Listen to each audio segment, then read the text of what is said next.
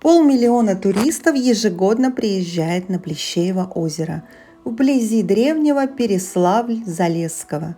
Неописуемой красоты место приманивает заядлых рыбаков, дайверов, экотуристов возможностями волшебного отдыха. Неоязычников-родноверов шансом почтить память предков, а ученых попытками разгадать многочисленные загадки – и про путешествующий камень, и про светящиеся шары, и даже про исчезающих отдыхающих. Одной из главных достопримечательностей озера является синь-камень – трехметровый булыжник весом 12 тонн, который загадочным образом перемещается. Что только не пытались с ним делать, и закапывали, и топили на дне озера, и увозили. Но он всегда необъяснимым образом возвращается. Впрочем, для каждой красивой легенды у людей науки найдется объяснение, и зачастую не одно. По мнению французских биологов, камни – это живые существа с дыханием и бьющимся сердцем. Только ритм сердцебиения у них чрезвычайно замедленный – 1 удар в сутки. А потому услышать или почувствовать его без специальной аппаратуры невозможно. В ходе многолетних наблюдений французам удалось доказать, что камни способны передвигаться. Один из подопытных за 2 недели ушел на 2,5 мм. А неожиданно вытаившие по весне камни землепашцы неоднократно ломали плуги, а потому пахота всегда начиналась с осмотра поля и уборки булыжников, про которые в народе говорили, что их земля рожает. Но у геофизиков есть более прозаическое объяснение. Под влиянием температурных изменений каменистая порода расширяется и сжимается, что приводит к ее незначительному смещению. Поэтому неудивительно, что за десятилетия камень уходит на приличное расстояние. Тому, что синь-камень возвращается на свое законное место – есть еще одно объяснение, которое, правда, официальной наукой пока не признается. Если принять на веру, что наши предки поместили камень на одну из лей-линий, сеть которых оплетает всю планету и связывает многочисленные природные ориентиры, то его возврат на место – восстановление нарушенного баланса.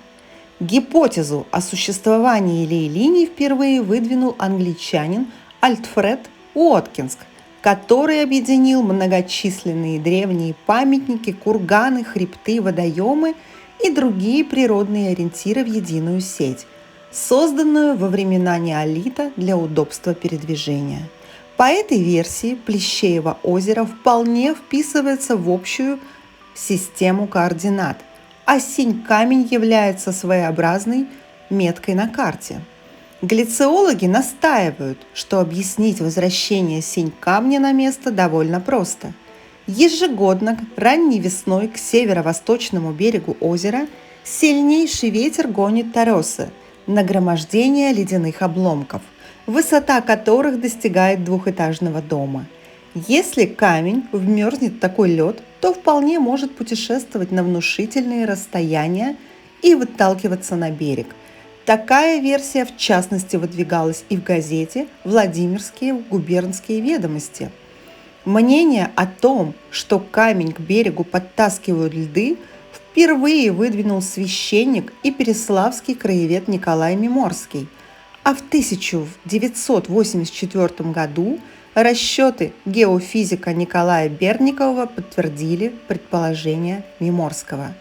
Дайверы охотно передают из уст в уста легенды о двойном дне озера, из-за которого бесследно пропадают аквалангисты. Мистику ученые склонны объяснять особенностями происхождения водоема, но единого мнения нет. Одни полагают, что водоем появился 30 000 лет назад и имеет ледниковое происхождение. Тысячелетия назад на дне была погребена огромная ледяная линза, постепенное вытаивание которой привело к образованию двойного дна. Сторонники другой гипотезы убеждены, что Плещеево озеро карстовое, соляное. В этом случае Пустоты под водой появились в результате выщелачивания солей. Подтверждением этой версии считаются соляные варницы села Купанское, бывшее Усолье, в окрестностях озера. За соляную версию происхождения двойного дна говорит и наличие в пресном озере редкой рыбы – ряпушки, именуемой царской селедкой не случайно. Еще со времен Ивана Грозного ее начали подавать к царскому столу. По мнению ихтиологов, на месте Плещеева озера когда-то было море, в котором реликтовая рыба чувствовала себя весьма комфортно. Со временем море превратилось в озеро, но из-за соляного происхождения, чистейшей воды и постоянной температуры ряпушка европейская решила остаться. Несколько лет назад Плещеево озеро вошло в пятерку самых необъяснимых мест на планете, которая славится неведомо откуда появляющимися туманностями. Оказавшийся в молочно-слякотной дымке человек якобы выпадает из реальности, но зачастую находит тропку и выходит по ней, ведомый потусторонними силами. Идет ли речь об электростатической левитации или телепортации, пока неизвестно. Но ученые не исключают, что провалиться в черную дыру аномальной зоны вполне возможно.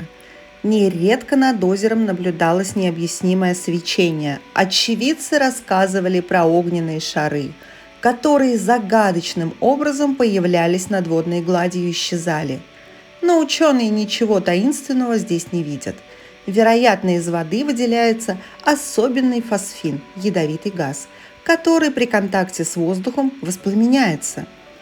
Такое явление характерно для болот, где эффект блуждающих огней не считается чем-то сверхъестественным. Для экологов мистический огонь над гладью озера не грядущее пророчество конца света, а сигнал о гибели уникального природного шедевра. В последние годы экологи неоднократно фиксировали повышенный уровень загрязнений, критическое снижение уровня воды и усиленное размножение зловонно-сине-зеленых водорослей.